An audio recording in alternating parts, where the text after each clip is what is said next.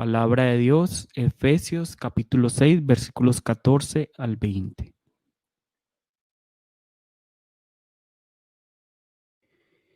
Estad pues firmes, ceñidos vuestros lomos con la verdad y vestidos con la coraza de justicia, y calzados los pies con el apresto del evangelio de la paz.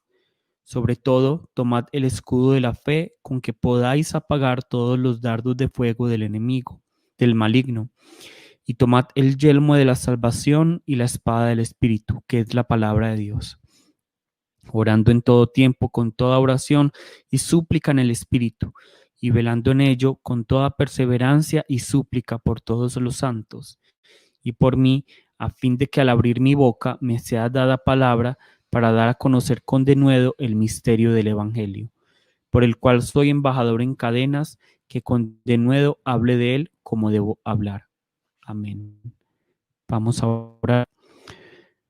Padre Dios, te damos muchas gracias, Señor, por esta mañana en la que nos permites estar reunidos aquí delante de ti para conocerte, para glorificarte, para exaltarte, para vestirnos realmente de esta armadura, fortalecernos en ti y de esta manera luchar en esta batalla sobre la victoria que tenemos en Cristo.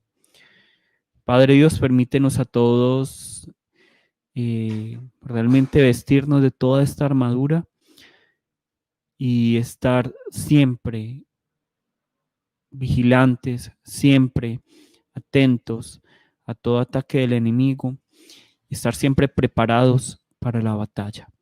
Oramos en el nombre de Jesús. Amén.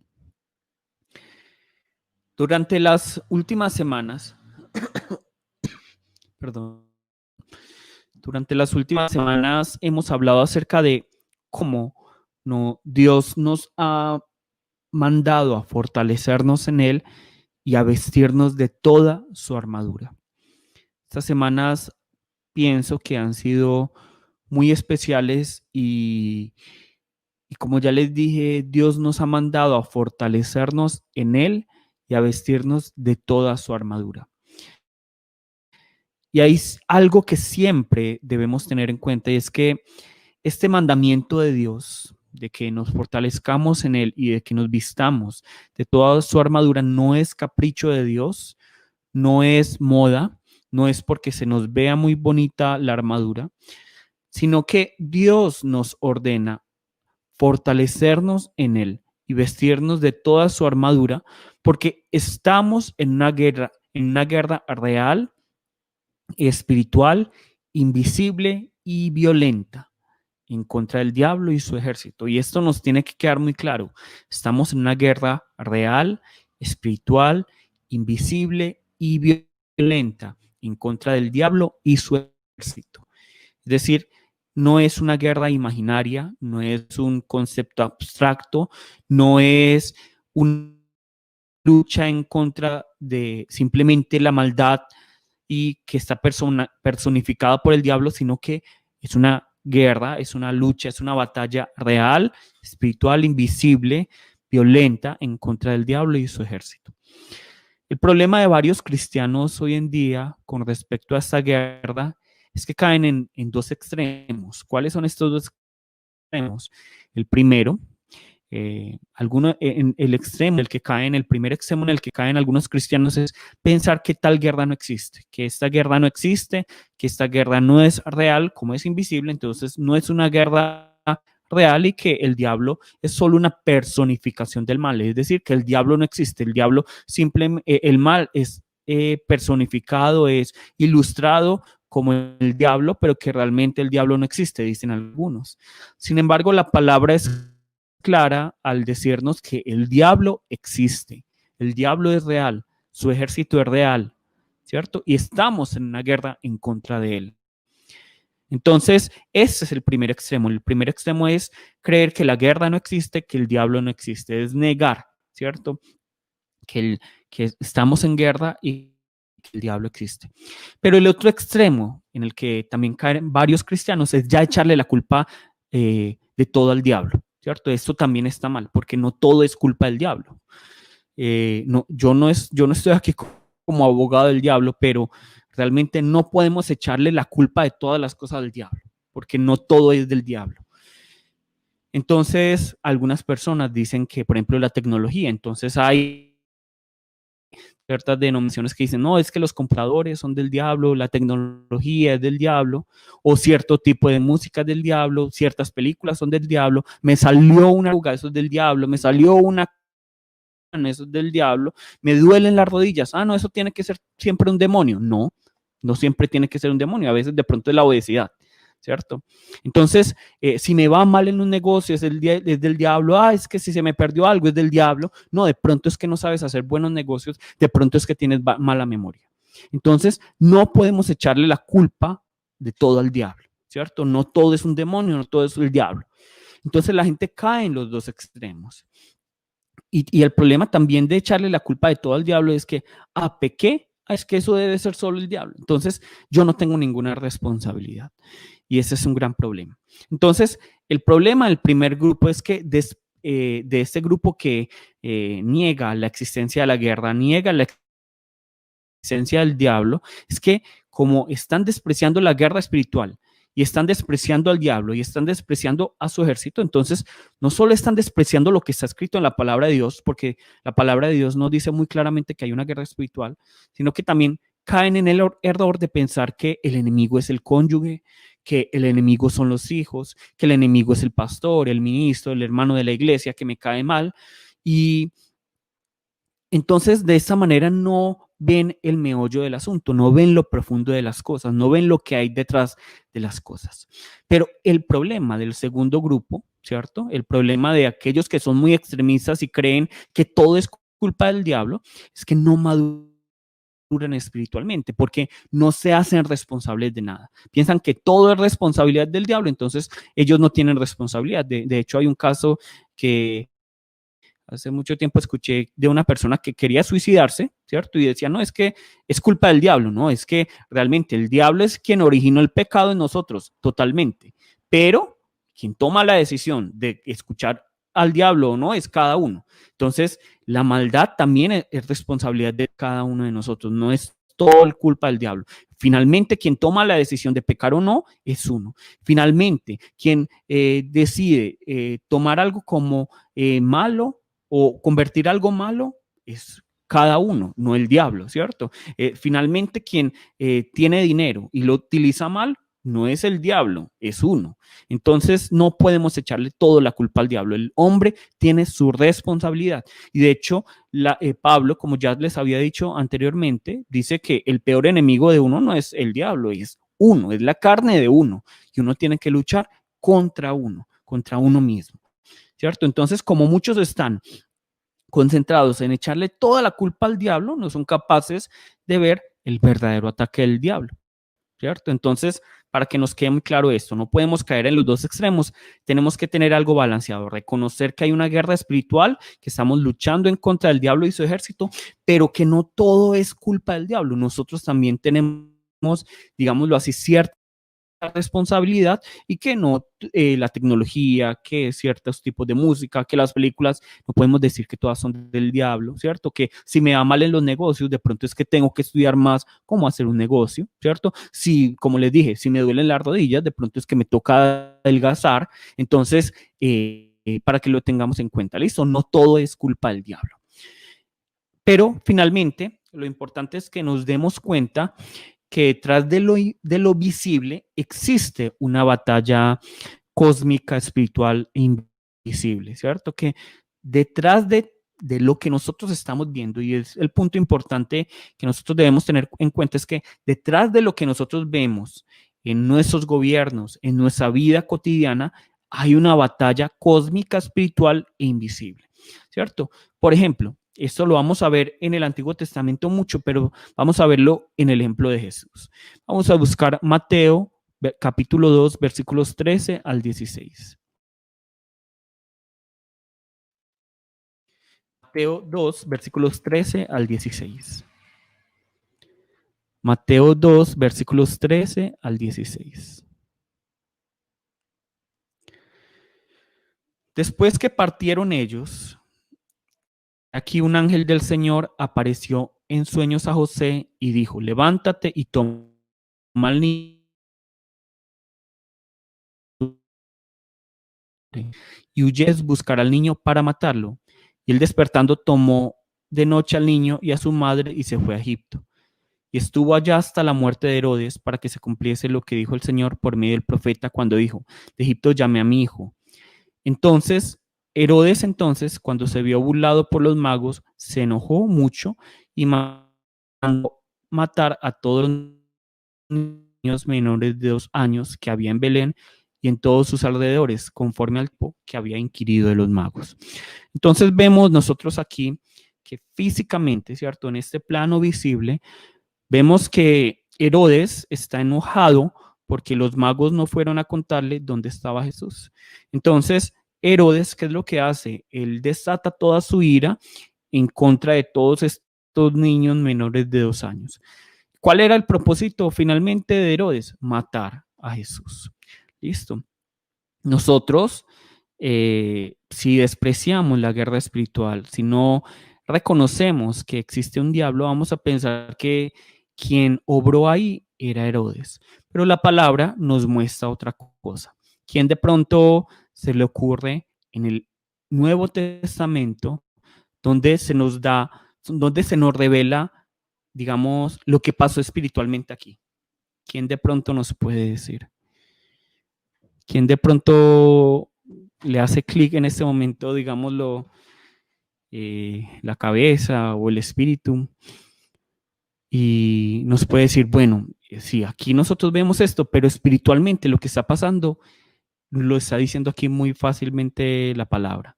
¿Dónde se nos refleja aquí alguien que de pronto nos pueda decir? Nos puede decir de pronto para que para aquellos que estén quedando dormidos participen.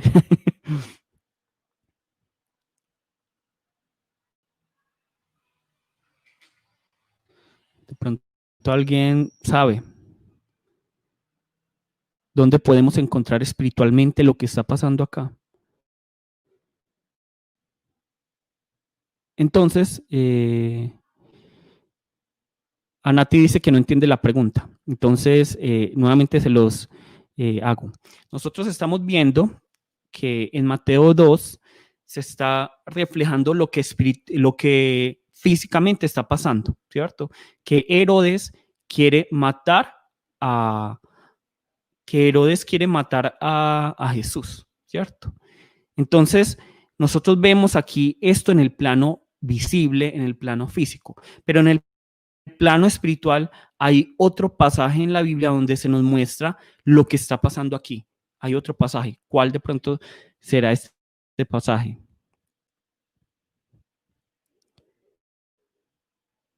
Entonces, Marce nos dice, porque un ángel fue el que le avisó a José. Marco nos dice, cuando Pedro le dice que no muera Jesús. Eso es otro ejemplo, pero no es con respecto a este. ¿Listo? Entonces, nosotros vemos aquí, vamos a buscar entonces Apocalipsis, capítulo 12, versículos 1 al 5. Apocalipsis, capítulo 12, versículos 1 al 5. Apareció en el cielo una gran señal, una mujer vestida del sol con luna debajo de sus pies y sobre su cabeza una corona de 2 estrellas. Y estando encinta, clamaba con dolores de parto en la angustia del alumbramiento.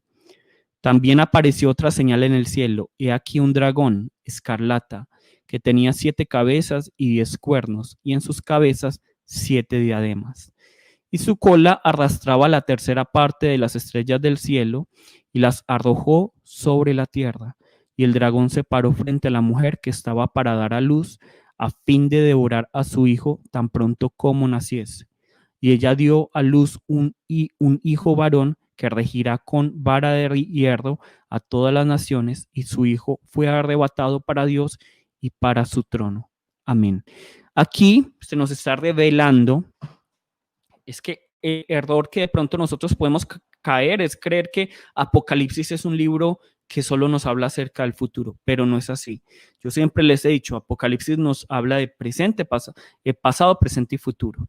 Y aquí se nos está hablando de lo que está pasando espiritualmente con Herodes. ¿Sí entienden? Entonces, nosotros debemos entender que finalmente no es, digamos, Herodes, sino que es este dragón. ¿Y quién es este dragón? Vamos a verlo aquí. Nos dice muy claramente la palabra. Fue lanzado fuera el dragón, la serpiente antigua, que se llama Diablo y Satanás, el cual engaña al mundo entero, fue arrojado a la tierra y sus ángeles fueron arrojados con él. Amén. Entonces, aquí se nos está hablando de dos situaciones. Primero, se nos está hablando acerca de Mateo, ¿cierto? Se nos está hablando de Mateo 2 y vemos que en Mateo 2 es Herodes, el rey Herodes, quien está persiguiendo a Jesús para matarlo, ¿cierto? Mientras que nosotros vemos en Apocalipsis 12 que no es, digamos, aparentemente Herodes, sino que vemos aquí que está este dragón, ¿cierto? Que está este dragón, que es Satanás, que es el diablo, que es la serpiente antigua, que está persiguiendo a este hijo de esta mujer para matarlo. ¿Cómo sabemos que es Jesús? Porque entonces, ¿quién va a ser, quién más va a ser aquel que va a regir? ¿Cierto? Mire lo que dice el versículo 5. Y ella dio a luz un hijo varón, está hablando en pasado, que regirá con vara de hierro a todas las naciones, y su hijo fue arrebatado para Dios y para su trono, ¿cierto? Entonces, nadie más va a regir sobre todas las naciones, solo Cristo. Entonces, nosotros debemos entender aquí, en este plano físico, vemos a Herodes persiguiendo a Jesús, pero realmente, ¿qué hay detrás del escenario? ¿Qué hay detrás de esto que está ocurriendo? Está el diablo tratando de matar a Jesús, está el diablo tratando de atacar al descendiente de esta mujer.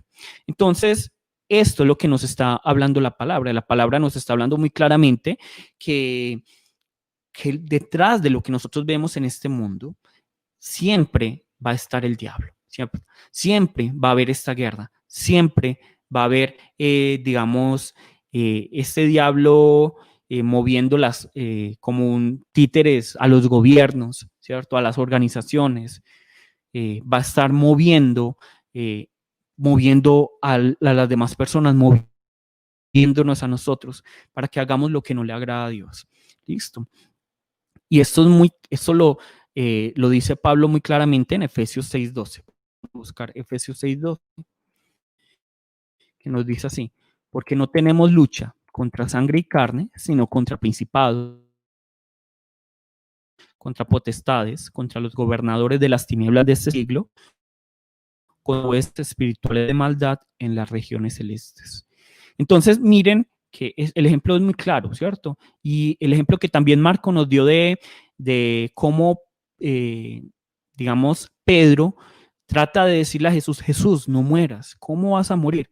Es un excelente ejemplo de cómo el mundo espiritual también se mueve, ¿cierto? Porque miren que Jesús, eh, miren que Jesús, miren que Pedro, por amor a Jesús, él no está diciendo, bueno, voy a ser utilizado por Satanás. Bueno, yo voy a permitirme ser utilizado por Satanás. Él no dice, o sí. Pedro no dice esto. Pedro, con todo su amor por el Señor, dice, Jesús, tú no puedes morir. Jesús, tú no debes morir. Pero Jesús ve lo espiritual ahí. Entonces Jesús dice, fuera de mí, Satanás. Entonces muchas veces también las palabras bonitas que nos dicen, ¿cierto? Muchas veces las palabras bonitas no se está escuchando. Vale.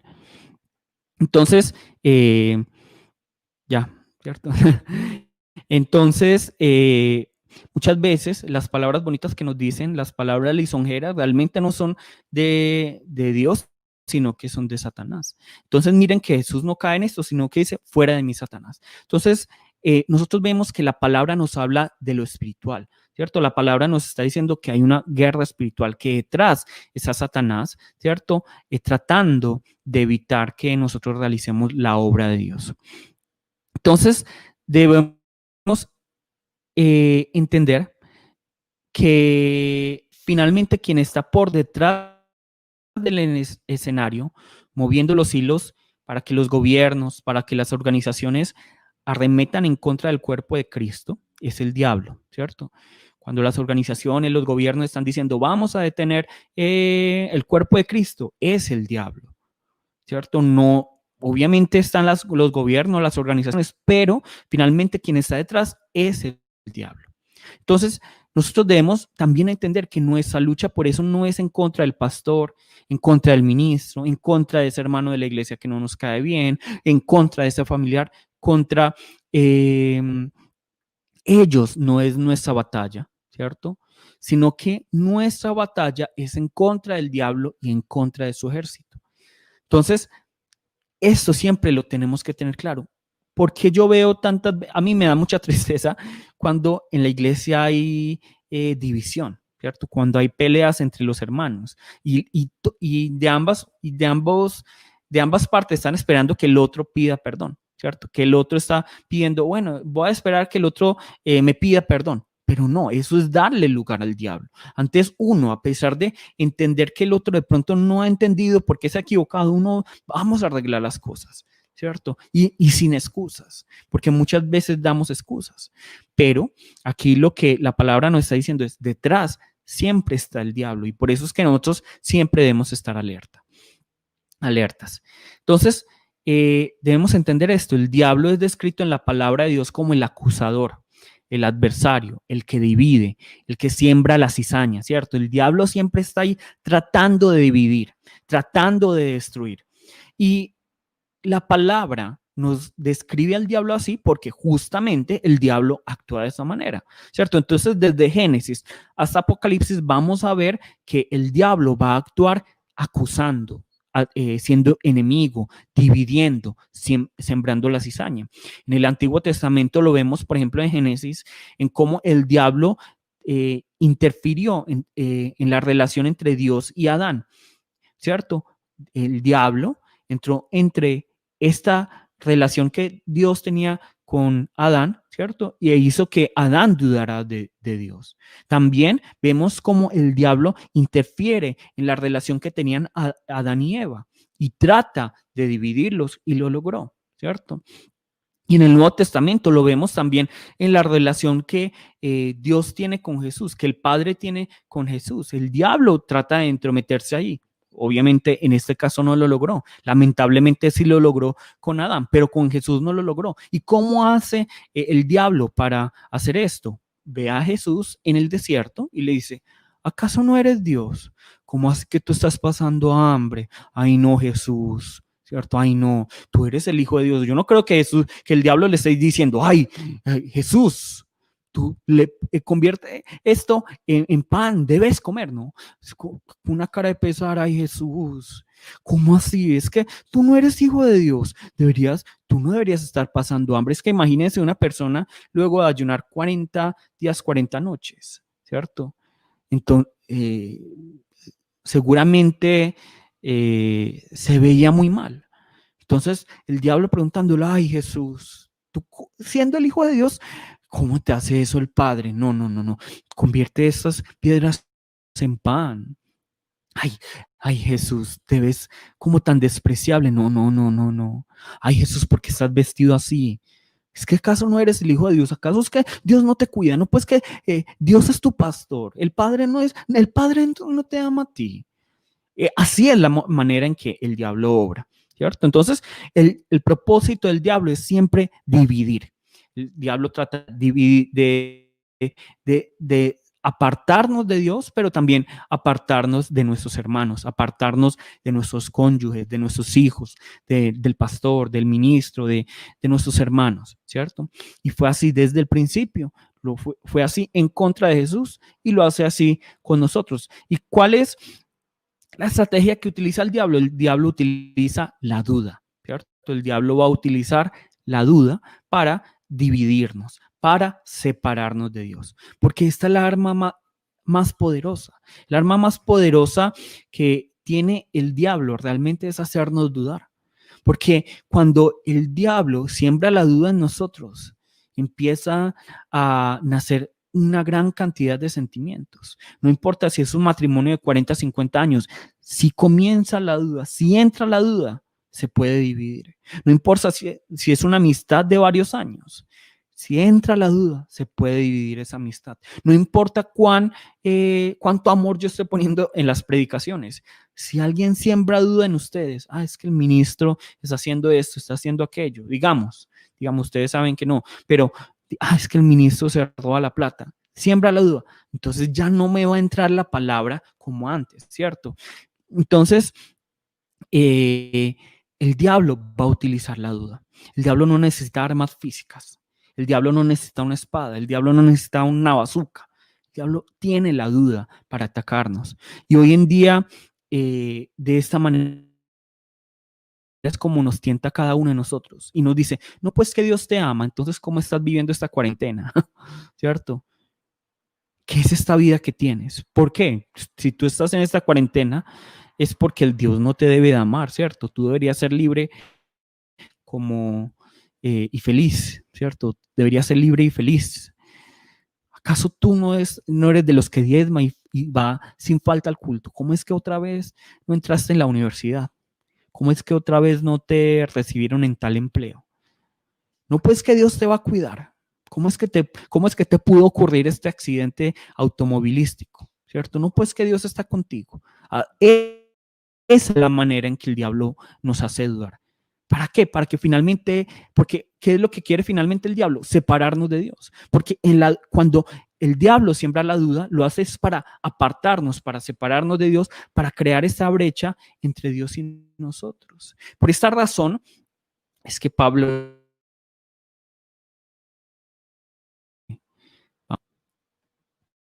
Por esta razón es que Pablo nos dice en el versículo 16, sobre todo, tomad el escudo de la fe, con que podáis apagar todos los dardos de fuego del maligno. Sobre todo. Aquí de pronto la traducción sobre todo nos puede hacer pensar que es como si fuera el elemento más importante, pero es por la traducción. Realmente no es que sea más importante que las otras cosas, que nos quede muy claro. No es que Pablo esté diciendo que lo más importante es el escudo de la fe, sino que agregado a todo lo que yo les he dicho, tomen el escudo de la fe. Esa sería de pronto una mejor traducción. Agregado a todo lo que yo les he dicho, con todos los 3 elementos que yo les he dicho, tomen también el escudo de la fe, ¿cierto? Tomen el escudo de la fe. Ahora, noten aquí también que hay una gran diferencia en lo que se nos ha dicho hasta ahora con lo que se nos dice ahora. Porque antes se nos estaba diciendo, vístanse. ¿Vístanse de qué? Vístanse del cinturón, vístanse de la coraza, ¿cierto? Vístanse del calcen, el calzado, el apresto del Evangelio de la Paz, ¿cierto? Como vístanse, aprieten bien esas vestiduras. Pero aquí se nos dicen, tomen, ¿cierto? Que es muy diferente. Eso es porque en la guerra hay elementos que yo siempre tengo puesto y elementos que yo suelto en tiempos, digámoslo, de paz. ¿Qué siempre debo tener? Esa coraza, el calzado, el cinturón, pero ahí mismo empieza la guerra y es cuando yo tomo el escudo. No, cuando estamos digamos, en tiempo de paz, yo no siempre tengo el escudo, no, sino que en ese momento es cuando yo tomo el escudo, para que veamos esta diferencia. ¿Listo? Y luego se nos está diciendo, sobre todo, tomad el escudo de la fe con que podáis apagar todos los dardos del fuego del maligno. Entonces, para que entendamos qué nos está diciendo la palabra, vamos a describir un poco el escudo romano. El escudo romano era un arma defensiva que cubría a todo el hombre, ¿cierto? Para tanto, algunos no se lo pueden imaginar, era algo como esto, ¿cierto? Era más o menos de 1,20 m de largo y 75 centímetros de ancho. Era algo realmente pesado, ¿cierto? Vemos que incluso si nosotros vemos en latín, realmente viene de la palabra puerta y de hecho muchas veces las madres decían, ven con el escudo y no sobre el escudo. Es decir, cuando vayas a la guerra, no ven con el escudo y no sobre el escudo, porque muchas veces cuando traían a los muertos de guerra los traían sobre sus escudos. Entonces, de esta manera era así de grande ese escudo, ¿cierto? Y nosotros vemos que el papel de ese escudo, además de defender de las espadas y las otras cosas, era defender a los soldados romanos del arma más peligrosa que existía en esa época, que eran las flechas empapadas con brea y que eran encendidas con fuego, ¿cierto? Porque es que imagínense, me golpea una de esas flechas y yo ya soy una antorcha humana. Entonces, esta era, digamos, la función de este escudo. Y esa es la manera en que el diablo nos ataca. El diablo nos ataca con dardos, con flechas de fuego, ¿cierto? Que van a venir en forma de ¿qué? De dudas, van a venir en forma de temor. Entonces, por ejemplo, ya en la práctica, nosotros lo vemos, a duda de la justicia, el amor, la misericordia de Dios. Él nos hace dudar de nuestra salvación. Ay, ¿será que yo sí soy salvo? Él nos hace dudar acerca de la iglesia, nos hace dudar de los pastores, ¿cierto? Como siempre, yo siempre les he dicho, examinen lo que están escuchando, pero no hay que dudar por todo, ¿cierto? Nos hace dudar del hermano de la fe, nos hace dudar del cónyuge, nos hace dudar de los hijos. Ay, ¿será que Dios ya no me ama? ¿Será que Dios ya me desechó? ¿Será que su misericordia no es para mí? Ay, ¿será que sí vale la pena ser cristiano? Hay tanto que uno sufre, tanto que uno tiene que dejar. Ay, ¿será que sí vale la pena? Ay, ¿será que sí vale la pena sufrir tanto en este mundo? Más bien dejarse llevar por la corriente, no. Estas son las dudas que el diablo pone en cada uno de nosotros. Y a todos nos ha pasado, ¿cierto? A todos nos ha pasado, a mí me ha pasado. A veces la fe parece colapsar. A veces uno siente que la fe de uno está que colapsa por todas las dudas que el diablo pone en nuestras mentes. Y ojalá fuera fuera de la iglesia, pero no, muchas veces es dentro de la iglesia, muchas veces es cuando estamos leyendo la palabra, muchas veces es cuando estamos orando. Cuando estamos viendo de pronto Netflix, estamos viendo televisión, estamos en el cine, estamos con nuestros amigos, de pronto no nos inundan las dudas. Pero cuando estamos en la iglesia, estamos tratando de hacer algo espiritual, algo para Dios, ahí es cuando vienen todas las dudas y ahí es cuando nuestra fe parece colapsar. ¿No les ha pasado a ustedes? A mí me ha pasado. A veces incluso llegan como blasfemias a nuestra mente y es el diablo tratando de poner dudas en nuestra cabeza. A veces nuestra conciencia es tan fuerte. A veces nuestros sentimientos y emociones son tan negativos. A veces se nos hace tan horrible el hecho de tener que amar o perdonar al otro. A veces se nos hace tan imposible querer servir. A veces no queremos hacer el bien. A veces las cosas parecen ir de mal en peor cuando uno está diciendo todos los días, Jehová es mi pastor. ¿Sí o no? A mí me ha pasado, no sé si a ustedes. La duda muchas veces, como les dije, inunda nuestra mente, inunda nuestro corazón y queremos tirarlo todo. Muchas veces y no van a ser esas personas, digámoslo, externas, no van a ser las personas que no nos importan. De hecho, muchas veces son las personas las que más nos importan, las que más amamos, las que van a ser usadas para crear duda en nosotros, para crear dolor en nosotros. Como les dije, como nos dijo muy bien Marco ahora, por ejemplo, Pedro amaba mucho a Jesús, lo amaba demasiado. Él no estaba diciendo, bueno, es que hoy voy a ser un satánico, ¿cierto? Y voy a decirle a Jesús, no, por el gran amor que Pedro tenía por Jesús, le dijo, Jesús, ¿cómo vas a morir? Pero Jesús vio lo que estaba detrás, que no era Pedro en ese momento, sino el diablo. El diablo quien quería crear duda en él. Y las palabras parecían bonitas, De pronto alguno de nosotros hubiera dicho, ay, sí, Pedro, tenés toda la razón. ¿Cómo voy a morir yo? Pero no, Jesús vio detrás. Entonces, a Jesús, ¿cierto? También le vino la tentación. Pero a nosotros también nos viene la tentación. A nosotros también nos van a, si nosotros vemos, también van a venir los momentos difíciles. Y nos vamos a llenar de dudas, nos vamos a llenar de temor, porque el diablo, como decíamos hace unas semanas, es metódico para atacar.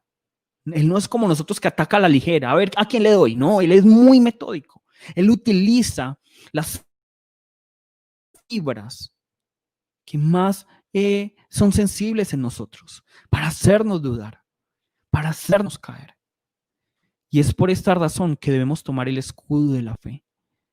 Debemos tomar el escudo de la fe. ¿Y cómo lo hacemos? ¿Cómo tomamos el escudo? La palabra es muy clara. La palabra es muy clara y nos dice, así que la fe es por el oír y el oír por la palabra de Dios. Así que la fe es por el oír y el oír por la palabra de Dios. Por esta razón es que yo los exhorto tanto a que estudiemos la palabra. Yo les exhorto tanto a que no crean tanto en su lógica. No crean tanto en lo que dicen las demás personas. No crean tanto en lo que dicen las noticias o lo que digan, digamos, los estudios, ¿cierto? Aunque es importante, ¿cierto? Pero no crean en esas cosas más que en la palabra. Es a través de la palabra que nosotros podemos conocer las promesas del Señor. Es a través de la palabra del Señor que nosotros podemos conocer su justicia, su misericordia, su amor.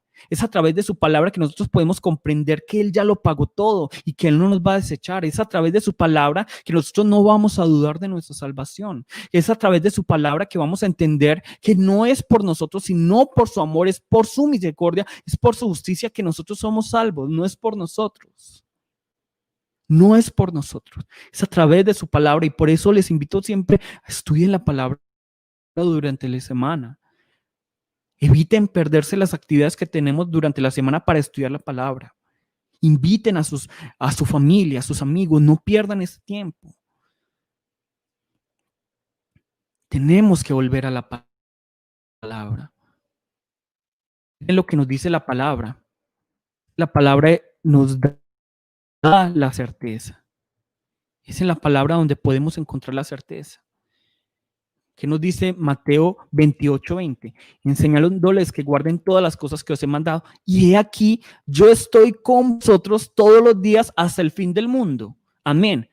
Aquí Jesús no está diciendo, bueno, yo voy a estar con ustedes solo si no pecan. Yo voy a estar con ustedes, pues, si se portan bien. No. Yo voy a estar con ustedes solo en las malas. O yo voy a estar con ustedes solo en las buenas. No. He aquí, yo estoy con vosotros todos los días hasta el fin del mundo. Nosotros somos fieles, pero Él sigue siendo fiel a pesar de nosotros. Filipenses 1:6, estando persuadido de esto, que el que comenzó en vosotros la buena obra, la perfeccionará hasta el día de Jesucristo. Si ustedes están hoy aquí, escuchando esta palabra, considero yo que es porque el Señor comenzó en ustedes la buena obra. Porque nadie aquí está porque yo les estoy dando dinero, o porque yo soy muy hermoso, o porque yo soy muy talentoso, o porque yo soy muy divertido. No. Todos estamos aquí porque queremos conocer más del Señor. Queremos glorificar al Señor. Y esto no es por nosotros, sino porque el Señor comenzó la buena obra. Y el que comenzó la buena obra la va a perfeccionar hasta el día de Jesucristo. No es hasta que pequen, hasta que se equivoquen, hasta que ya no puedan más. No, hasta el día de Jesucristo. Hasta el día de Jesucristo. Si Él comenzó en nosotros la buena obra, Él la va a perfeccionar. ¿Hasta qué día? Hasta que nosotros nos portemos muy bien. No, hasta el día de Jesucristo, hasta que el Señor regrese.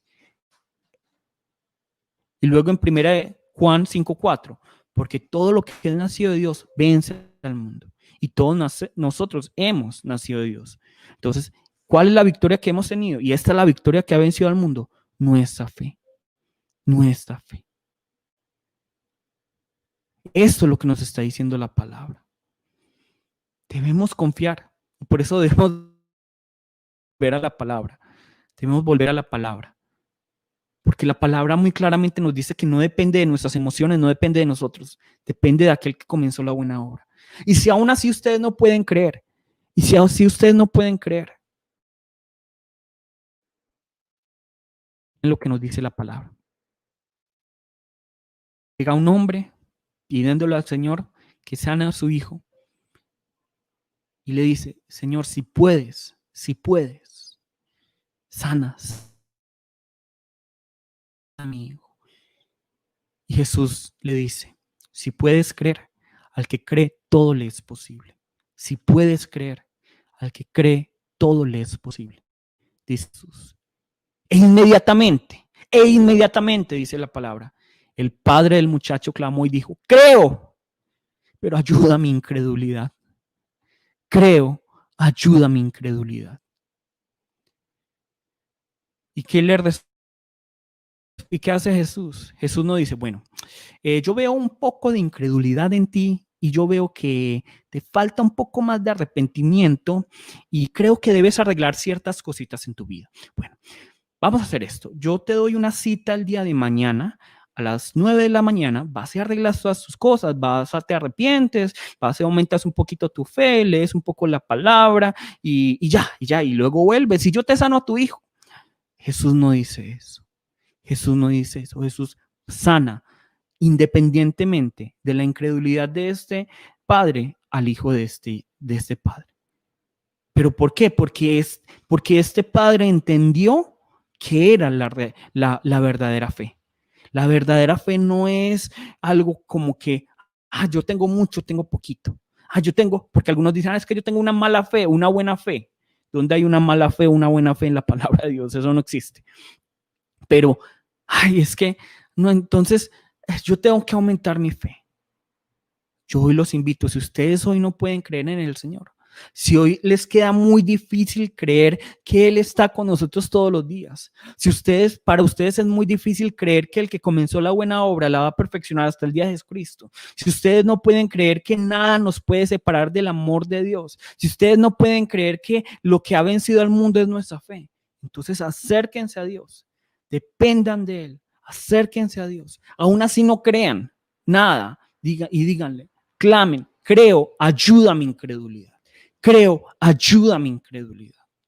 Porque finalmente la fe no es decir, bueno, Señor, yo creo en ti, yo me esfuerzo y creo en ti. Eso no es la fe. La fe es simplemente depender de Dios, aferrarse de Dios, así como lo hace este padre. Porque este padre está reconociendo inmediatamente en él que está lleno de incredulidad. Es que imagínense ver un hijo que está enfermo, todos los médicos a los que seguramente les llevó y nadie pudo hacer nada con él. Toda la incredulidad, toda la duda que debió haber existido en su corazón. Pero él va donde Jesús le dice, creo, ayuda a mi incredulidad. Porque él reconoce la incredulidad, la duda que hay en él. De esta manera yo los invito hoy. Si hoy están llenos de dudas, de temor, simplemente acérquense al Señor y díganle, Señor, yo creo en ti, yo dependo de lo que tú haces, de tus obras. Ayuda a mi incredulidad. Finalmente, como les dije, la fe no es como una fuerza que hay en el interior por el conocimiento, no. La fe es la dependencia de Dios. ¿Y cómo dependemos más de Él? También estudiando más la palabra, nos dice el Señor. Pero hoy yo los invito, acérquense al Señor dependiendo de Él. Ahora, una de las cosas más importantes que debemos tener en cuenta en esta guerra es que debemos tener una correcta definición acerca de la victoria y la derrota, ¿cierto? Debemos saber correctamente qué es la victoria y qué es la derrota, porque en las guerras es muy difícil confundir la derrota y la guerra, la derrota y la victoria. Y muchas personas piensan que creen tener la victoria, pero están derrotados, y muchas personas están derrotadas y creen tener la victoria, ¿cierto? Entonces, nosotros vemos, la guerra consiste en ceder aquello que no es importante para uno, ¿cierto? uno como guerrero, ¿cierto? Uno es capaz de ceder lo que no es importante para uno con tal de conseguir lo que es importante para uno, ¿cierto? Y eso es lo que hace el diablo. El diablo va a ceder lo que no es importante para él con tal de conseguir lo que él anhela. Él va a tratar de conseguir lo que él anhela. Un claro ejemplo son las elecciones, ¿cierto? ¿Ustedes creen que para los candidatos es muy difícil repartir panela y mercado a la gente para que voten por ellos? No. Ellos gastan todo el dinero que tienen para repartir, para comprar votos, ¿cierto? Repartir mercados y de esta manera, ¿qué es lo que se ganan? Las elecciones. Las elecciones. Esto es un claro ejemplo, ¿cierto? Y lo hemos visto mucho aquí en Colombia. Porque a ellos no les importa ceder un poco con tal de ganar las elecciones. ¿Y qué pasa con la gente? La gente, ay, es que me dieron un mercado, por este es el que yo voy a votar, este es el mejor. Y se dejan engañar, pero realmente están derrotados, porque luego se dan cuenta que es una persona corrupta, ¿cierto? Entonces, nosotros vemos que Satanás, el diablo, ha engañado hacia la iglesia y la iglesia piensa y nosotros pensamos que tenemos la victoria porque nuestras iglesias son grandes, porque hay mucha gente en nuestras iglesias, porque hay mucha gente que está escuchando al pastor, porque tenemos muchas riquezas, muchas cosas materiales. Pensamos que en esto consiste la victoria y esto no es la victoria. Eso es lo que el diablo está entregando. El diablo está entregando, no, aunque no lo crean, el diablo también puede que no nos dé enfermedad, puede que nos dé riqueza, puede que nos dé bienestar en este mundo. El diablo lo puede. Vayan a las grandes industrias del cine y van a ver que muchas personas no creen en Dios y están excelentes, ¿cierto? El diablo lo está ahí, lo está dejando ahí. Él es capaz de ceder todo esto. ¿Por qué? Porque para él lo más importante no es hacernos pobres, enfermarnos. Para él lo más importante, el objetivo de él, ¿cuál es? Es apartarnos, es separarnos de Dios, es cortar nuestra relación con Dios y con nuestros hermanos. Entonces, hoy muchas iglesias se quejan, se jactan de, ¿sabes cuál es el número de gente que hay en nuestra iglesia? ¿Sabías que somos la iglesia más grande de Colombia? ¿Sabes que tenemos la gran revelación que proviene de Dios? ¿Sabes que tenemos la mejor metodología para enseñar la palabra? De eso se jactan de eso se jactan las personas en las iglesias. Ay, ¿sabías que mira, es que yo soy el más sano y el más rico porque Dios está conmigo? ¿Cierto?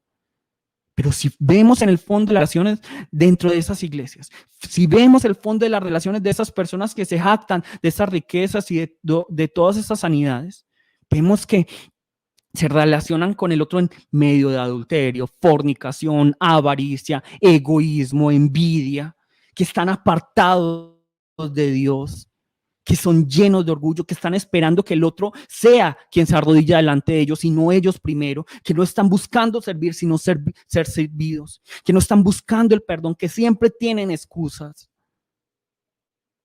Entonces, eso es una gran equivocación, porque finalmente lo importante no es el confort que tengamos en este mundo, ¿cierto? Que no estoy diciendo que la voluntad del Señor sea que estemos en inconfort, pero lo importante finalmente es nuestra relación con Dios y con nuestros hermanos, con nuestra familia. Y eso es lo que el diablo quiere atacar. El diablo no quiere atacar nuestra economía. El diablo no quiere atacar nuestra salud. Eso es secundario para él. Por eso es que el diablo es capaz de decirle, hey, Jesús, yo te doy todas las riquezas si te postras delante de mí. Eso es lo que le dice el diablo. Si para el diablo fueran importantes las riquezas, si el diablo quisiera robarnos todas nuestras riquezas, entonces no le hubiera dicho eso a Jesús. Pero él dice, ay, Jesús, yo te doy todas las riquezas, pero póstrate delante de mí. Solo te tienes que arrodillar unos segunditos. Luego te arrepientes delante del Padre. No, el propósito del diablo es apartarnos de Dios. Entonces, ¿por qué será que al diablo, a Satanás le importa tanto cortar las relaciones que tenemos con Dios y con nuestros hermanos? ¿Por qué? ¿Acaso no es mejor, como les dije, hacernos pobres, llenarnos de enfermedades? ¿No es mejor para él? ¿Acaso no es mejor para él? No. ¿Por qué será que él quiere separarnos de Dios y quiere separar la iglesia? Porque la iglesia es el cuerpo de Cristo. Y lo que Dios más ama es su cuerpo. Él ama al cuerpo de Cristo, Él ama a la iglesia. Entonces, finalmente, a la final, profundamente, lo que el diablo no quiere hacer, lo que el diablo quiere hacer no es destruirme a mí, destruirlos a ustedes. El diablo no quiere eso. El diablo no quiere destruir a la iglesia, ¿cierto? Lo que finalmente quiere destruir el diablo es al cuerpo de Cristo. ¿Por qué? Porque él sabe que el amor de Dios se encuentra en el cuerpo de Cristo, se encuentra en la iglesia. Y de esta manera, digámoslo así, el diablo está atacando indirectamente a Dios. Es que nosotros lo hemos visto en las películas. El gran superhéroe, ¿cierto? El gran superhéroe que es superpoderoso, digamos Superman. Entonces toda la gente atacándole, él, ¡ja, ja, ja! Nadie me ataca, eso no me duele, balas, todo eso rebota. Entonces ahí está el enemigo y ya, digamos, Superman o cualquier superhéroe va a destruir al enemigo, pero no, pero se apiada del enemigo, ¿cierto? Se apiada del enemigo, ni siquiera lo meten en la cárcel, sino que se apiada y lo deja y el enemigo se escapa. Entonces el enemigo ya sabe que no puede en contra de ese superhéroe, no puede, digámoslo, en contra de Superman. ¿Y qué es lo que hace? Va y ataca a esa persona que Superman o este superhéroe ama mucho, pero que es vulnerable. De la misma manera, el diablo sabe que no puede en contra de Dios. ¿Y qué es lo que hace? Nos ataca a nosotros, ataca a la iglesia. ¿Cómo? Dándonos lo que para nosotros, los seres humanos, parece importante, lo que parece llenarnos. Y nosotros como necios nos llenamos con esto.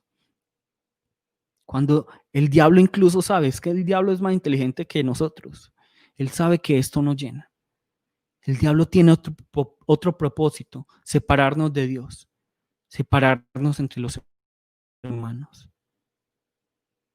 ¿Qué es lo que Dios ama, pero el diablo detesta? ¿Qué es lo que Dios ama, pero el diablo detesta? Que amemos a Dios sobre todas las cosas. Que amemos y glorifiquemos a Dios en toda situación. Cuando tengamos y no tengamos, con hambre y con llenura, ¿cierto? Con abundancia y sin abundancia. Y segundo, que amemos al prójimo como a nosotros mismos, que nos tratemos sin fornicación, sin adulterio, sin avaricia, sin egoísmo, sin envidia, que nos amemos, aunque no merezcamos ser amados, que nos perdonemos, aunque no merezcamos ser perdonados, que nos sirvamos los unos a los otros sin excusas, que nosotros seamos los primeros en ir y pedir perdón y solucionar las cosas, sin peros, sin excusas. Por eso es que el mandamiento de Dios, si vemos en la palabra, no es, bueno, van a ir todos los domingos al culto. Y luego, entonces, no les puede faltar leer la palabra. No, el mandamiento, y eso es importante totalmente. Y la palabra lo dice, pero el mandamiento de Dios, el mandamiento que vino a traer Jesús es, ámense los unos a los otros. Y por eso es que vamos a la segunda última característica de Dios y es esto. En esto. Una, digamos, de las características del escudo romano que les permitió también tener la victoria era esto, la capacidad de unirse estos escudos. Y de esta manera formar como este tanque, ¿cierto? Esta coraza, por así decirlo. Y lo que nos está diciendo la palabra con esto el día de hoy es que esta guerra espiritual no se lucha como llaneros solitarios, no es una lucha que uno deba hacer solo, sino que todos juntos tenemos la tarea de defendernos los unos a los otros. Si yo veo que el otro está mal, si yo veo que el otro está cayendo, yo debo estar ahí para defenderlo. ¿Cómo? A través de la exhortación, a través del acompañamiento de la palabra. El animarnos los unos a los otros a estudiar la palabra. El animarnos los unos a los otros en confiar en Dios. El animarnos los unos a los otros en depender de Dios. Entonces yo veo, por ejemplo, digamos, Francisco está cayendo, se está quedando atrás, voy a levantarlo, voy a ayudarle. Yo veo que, digamos, Sara está mal, entonces voy a ayudarla. Voy a estar con él, vamos a luchar juntos. En esto consiste también el escudo de la fe, el ayudarnos, porque como les dije, para el diablo no es difícil darnos riquezas, no enfermarnos. Lo que el diablo quiere es separarnos de Dios, pero también de los hermanos, porque un soldado solo es muy vulnerable. Entonces, de la misma manera, hoy los invito a que hagamos, si ustedes realmente quieren darle rabia al diablo, hagan lo que no le agrada a él. ¿Qué es lo que no le agrada a él? Primero, que amemos a Dios sobre todas las cosas. Segundo, que nos amemos a nosotros como a nosotros mismos. Que nos amemos profundamente. Que nos sirvamos, que nos amemos, que nos perdonemos profundamente. Y tercero, que vivamos en santidad. Que vivamos en santidad. Estas son las cosas que el diablo más detesta. Que amemos a Dios, que amemos al prójimo y que vivamos en santidad. Vamos a llamar el nombre de nuestro Señor en este momento y vamos a pedirle a aquellos que no tengan fe, vamos a pedirle fe al Señor. Vamos a decirles, creo, Señor, dependo de ti, ayuda a mi incredulidad. Y aquellos que tengan al menos un fe como un grano de mostaza, vamos a pedirle al Señor que realmente nos permita tomar este escudo de la fe para defendernos de los dardos de fuego del enemigo. Vamos a llamar el nombre de nuestro Señor y vamos a orar. Jesús,